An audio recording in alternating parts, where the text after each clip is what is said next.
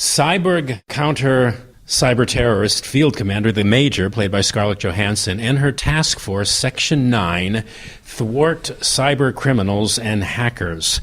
But now they must face a new enemy who will stop at nothing to sabotage Hanka Robotics' artificial intelligence technology. That's the general premise of Ghost in the Shell. It's a live-action, film adaptation of the original internationally acclaimed Japanese manga of the same name that features an international cast, which includes our guest today, Chin Han, who has been named one of Asia's 25 greatest actors by CNN. He gained widespread acclaim while starring in Masters of the Sea, Singapore's television's first foray into English language drama. His film credits include The Dark Knight, 2012, Restless, Contagion, Captain America, The Winter Soldier, and Independence Day Resurgence. And on TV, he's best remembered as the lead villain in Netflix's Marco Polo. And in addition to his acting, he's also, I'm told, an accomplished, he's a director, producer, trained martial arts artist, singer, and dancer. So I'm told, yeah. Chin Han, thank you so much for being here. Oh, very happy to be here. A cautionary tale about technology, is that a kind of a good place to start with this movie, would you say? I know it's a rattling good tale, too, but... yeah.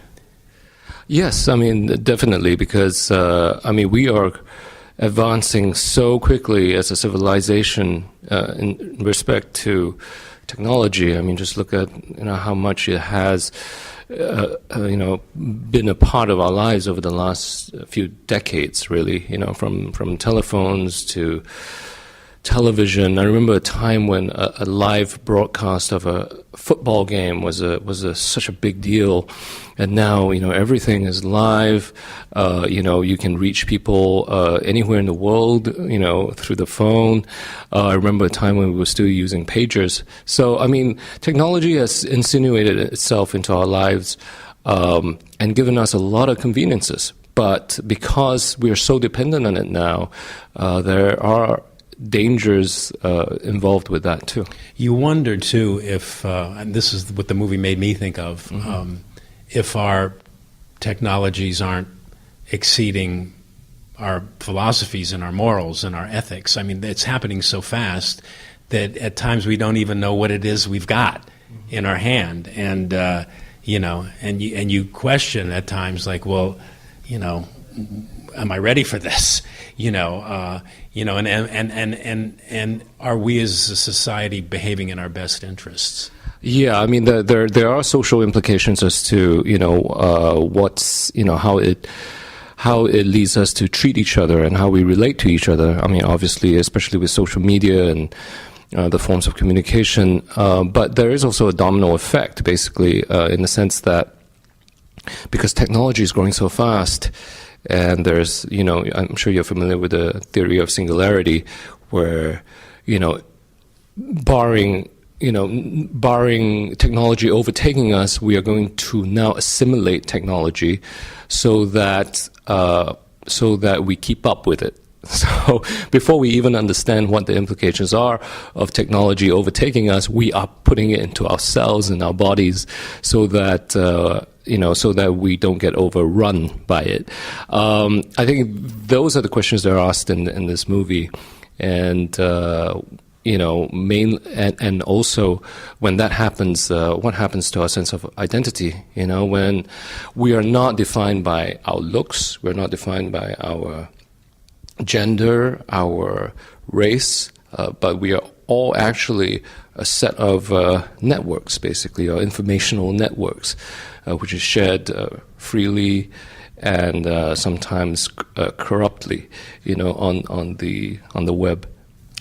Well, and unlike the character of the Major in this movie, you portray a character that has no cyber enhancements. You're kind of suspicious of technology in here. So, do you want to talk about that? I know you. I know you said you loved the manga growing up.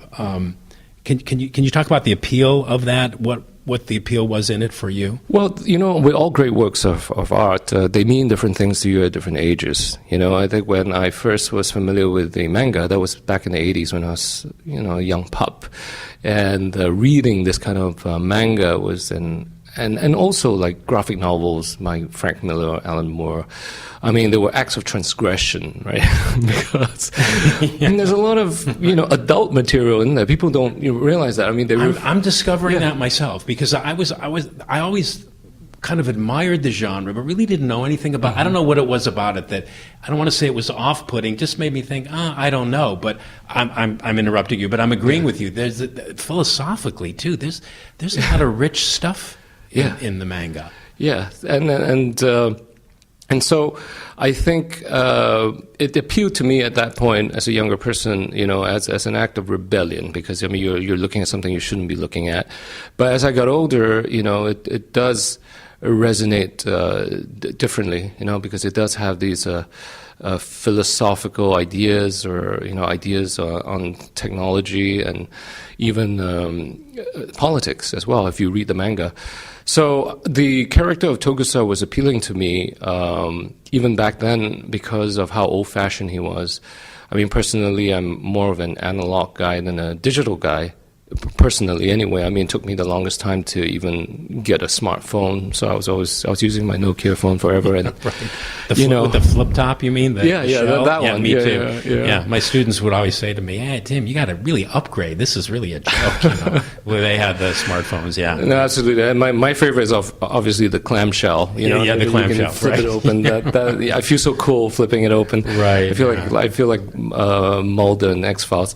But the thing is, he is old-fashioned. He's like the last bastion of, humanity in a way, and he's very suspicious of technology. So that makes him uniquely positioned to solve these cases with Section 9, because he's able to bring his human intuition, to the mix, and also for purely practical reasons, because he's not cyber-enhanced, you can't really hack him, and that's one of the benefits of having him in the group. A threat to the way it's all going, the established new way. Yeah.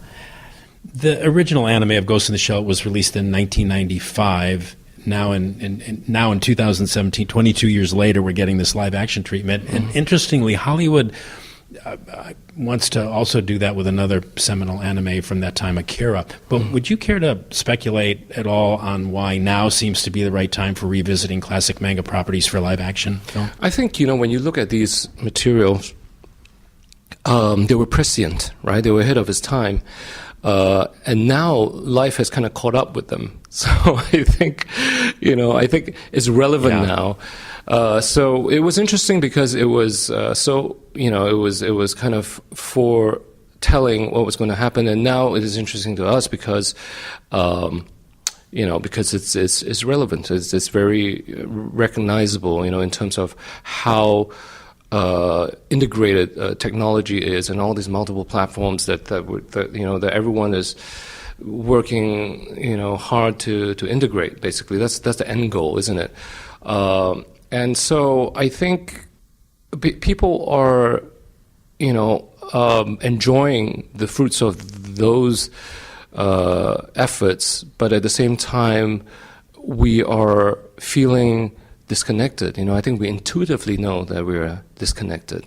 I think ask anybody, no one is really going to tell you that his 2,000 friends or her 2,000 friends on Facebook are her friends.